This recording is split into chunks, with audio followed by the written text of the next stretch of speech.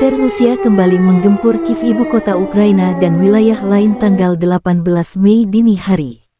Sirene peringatan serangan udara berbunyi di sebagian besar Ukraina, termasuk Kiev.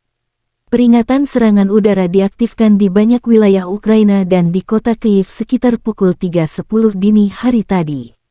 Kepala Kantor Kepresidenan Ukraina Andriy Yermak meminta warga Kiev untuk tidak mengabaikan sirene serangan udara.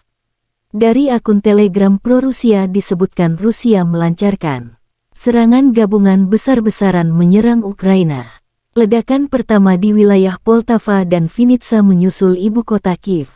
Selain serangan rudal dan drone, Rusia juga mengerahkan jet tempur Su-34 dan Su-35 saat mendekati peluncuran kap potensial menuju wilayah Kherson dan Zaporozhye. Bola api dengan reflektor sudut diluncurkan ke target udara palsu untuk mengecoh pertahanan udara angkatan bersenjata Ukraina. Wali kota Kiev Vitali Klitschko mengkonfirmasi serangan rudal Rusia ke Kiev, distrik Darnitsky dan Dniprovsky. Waspada beberapa ledakan di ibu kota. Semua warga harap tidak meninggalkan tempat perlindungan, tulis Klitschko di telegramnya.